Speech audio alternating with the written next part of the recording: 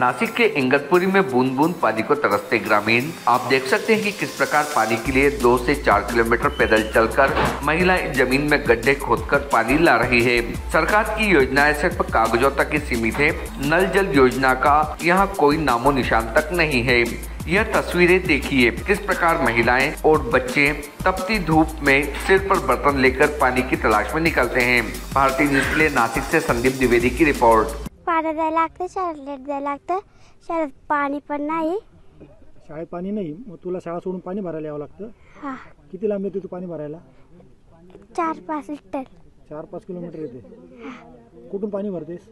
हे बंधारे असते खाली झिऱ्यातनं। हां, पाणी कसं आहे ते?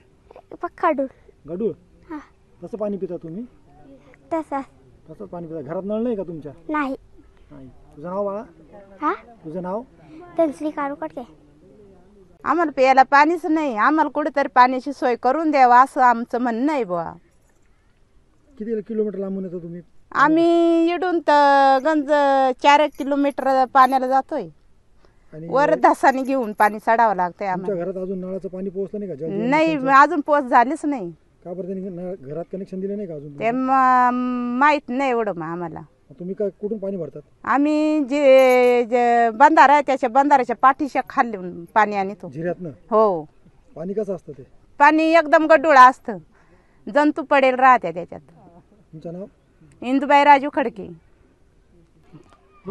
इगतपुरी तालुका हा एक पाण्याचा तालुका म्हणून ओळखला जातो आणि ह्या इगतपुरीमधून मुंबईसारख्या लोकांना पाणी दिलं जातं, परंतु ज्या तालुक्यात हे पाणी आहे ते पाणी या स्थानिकांना प्यायला मिळत नाही। आज डोळ्यांनी दिसतंय पाणी तरी ते पिता येत नाही। डोक्याच्या उशाची पाणी आहे तरी त्यांना वणवून भटकावं लागतं, छोटे छोटे झिरे खोदून त्यांना ते डबक्याने पाणी भरावं लागतं।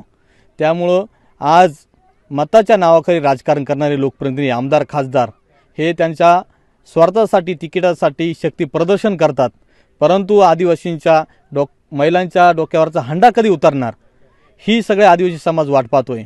जल जीवन नावाची जी मिशन योजना चालू केलेली ती अत्यंत फेल केलेली। आपण बघितले असाल, वरती पाण्याची टाकी 10 किलोमीटर असा अंतर आहे, एवढा लांब पाण्याची टाकी बांधलेली, त्या पाण्याच्या टाकीत पाणी नाही। जिथं विहीर खोदलेली त्या विहिरीत पाणी नाही आणि अर्धवट काम पडलेले, ते पाईप तुटून फुटून गेलेले आणि ह्या अक्षरशः माझ्या आदिवासी बांधवांना किडे पडलेलं पाणी, जंतू असलेलं पाणी पिऊन त्यांना आजाराला सामोरं जावं लागतंय। रोज ह्या गावचे लोक, शेनोड बुद्रुकचे, ह्या आजूबाजूच्या 12 वाड्यातील लोक दवाखान्यात ॲडमिट असतात, पोटाचे आजार, घशाचे आजार। त्यामुळं केंद्र सरकारची जी योजना आहे जल जीवन मिशन योजना, याची तात्काळ सरकारने दखल घेऊन याची चौकशी करून तात्काळ त्यांच्यावर गुन्हे दाखल करावे, अन्यथा आदिवासी समाज येणाऱ्या काही दिवसामध्ये मुंबईला जाणारं जे पाणी आहे इगतपुरीमधलं ते बंद करण्यासाठी आम्हाला पुढाकार घ्यावा लागेल। आधी स्थानिकांना पाणी द्या, नंतर तुम्ही मुंबईला पाणी न्या, ही आता आमची भूमिका असणार आहे।